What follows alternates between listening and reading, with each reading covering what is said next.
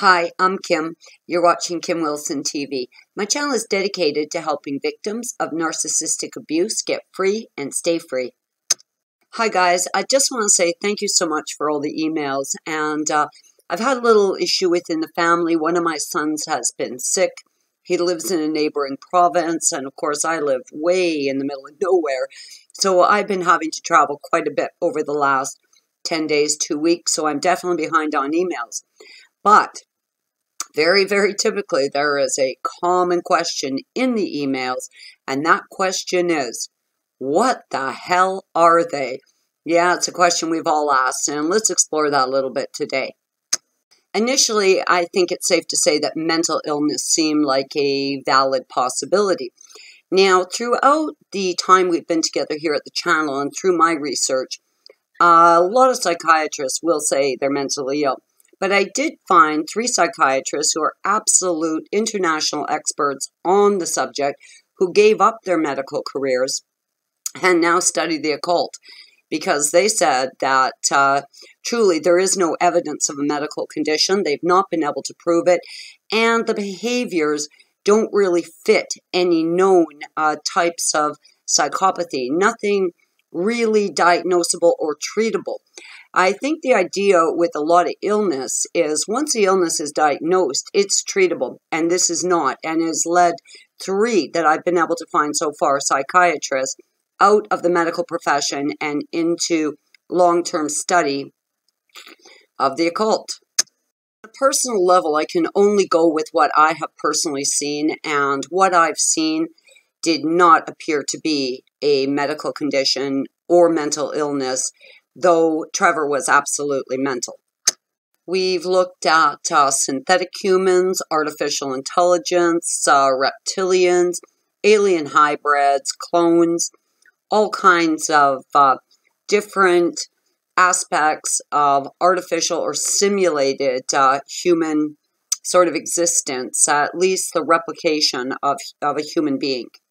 Now, the Book of Enoch, the pre-Old Testament, does talk about the Nephilim and the fact that the Nephilim were here on Earth breeding with humans. We have a man here in Canada. His name is the Honorable Paul Hellyer. He was Canada's Minister of Defense for many years. Now, if you're Canadian, you may know about Paul Hellyer, but Paul Hellyer has traveled to U.S. Congress. He has traveled to the UN, and as our defense minister, he has been to NASA. He has dealt with defense ministers from around the world. He claims that alien life is quite abundant here on planet Earth. He has been trying to expose the fact that we live amongst aliens. His biggest concern is what the Book of Enoch talks about, interbreeding, Nephilim or other alien species breeding with humans. And of course, if you've looked into David Icke's work at all, you're probably quite familiar with this possibility. In the past, I've done videos with no conclusion, really just asking our wonderful collective here, and my God, every corner of the earth is represented here at our channel, and many of you have left comments expressing what you believe them to be, and I would have to say overwhelmingly 98%, and a good 98% of you believe, as I do, that what we've been dealing with is demonic possession. An entity, empty, dead vessel, a meat suit, literally a meat suit, void of human emotion, void of the ability to love or make a real human connection, that serves as a vehicle for demonic possession. Now, there are lots of demons out there, that's for sure. They've been mentioned in the Bible and throughout history, but the one demon that seems the most fitting, the best suited as a narcissist or a psychopath, is Jezebel. And though Jezebel presents as a female demon, she's got no problem occupying both men and women equally. Jezebel most certainly will not discriminate amongst homosexual or heterosexual relationships. She is more than willing to occupy any empty meat suit. Jezebel is a liar, she is a thief, she is a sexual vampire, she is a soul vampire, and is absolutely disgusting and deplorable in every way imaginable as far as demons go, and definitely stands out amongst the other demons as God's most hated demon of them all. I think the biggest reason for me why the concept of demonic possession and that demon being Jezebel sits the most comfortably with me is because of the similarities between them all. I mean, it's absolutely mind-roasting. You know, it doesn't matter who I talk to, what country you're from, what your mother tongue is, what your economic situation is, what your educational background is, what your ethnic background is. None of it matters. We are getting stories and reports from people from the nation of Jordan, from Greece, from Sweden, from Germany, from France, from the US, from the UK, from Canada, from all over the world, regardless of the language you speak or what your social economic situation is. The bloody story is all the same. It's like they're operating with one fucking mind. Now, when you volunteer, as I have and many of you have, to toss yourself into that deep, dark rabbit hole of questions, I'll tell you, the thing that has just really kind of frustrated me is the more questions I have, the more questions I find. I'm not finding 100% confirmed answers.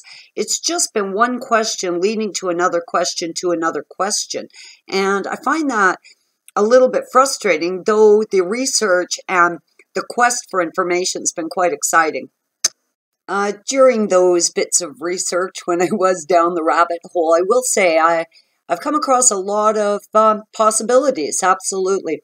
But still, in the end, for me, demonic possession absolutely makes the most sense, because that's what I believe I saw.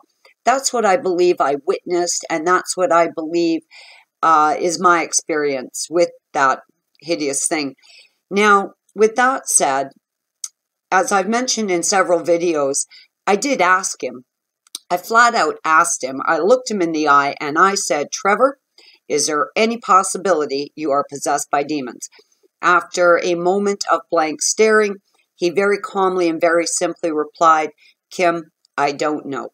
I'm just going to say, in my own personal experience, I would know. I will tell you right now, absolutely, that I believe myself not to be possessed by a demon.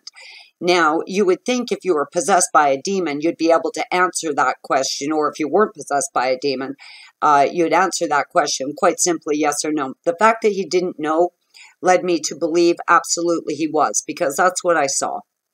Another thing about Trevor, and I'm really interested to know if any of you have experienced this with your narcs, Trevor bathed continuously, at least once, more commonly 3 or 4 times a day. He would get up in the night to get into a bathtub. Now, in retrospect, I'm going to suggest that he was trying to wash the filth off himself. I believe he knew that he was rotten to his core and was possessed by an evil entity, and I believe he was trying to wash it off himself. And if any of you experienced excessive bathing or showering from your narc, please make sure to make mention of that in the comments. Now, if you've been doing research, and I know lots of you have, I know lots of you have willingly thrown yourselves down the rabbit hole to take a serious look at this. So please leave a comment, share what you've learned so the rest of us can learn through your research. I'm going to stick with what I believe I saw, which I do believe was demonic possession, and that demon would have been Jezebel, just based on my research. But please share your ideas. I'm Kim. Thanks for watching Kim Wilson TV. I hope you guys are having a great narc-free day.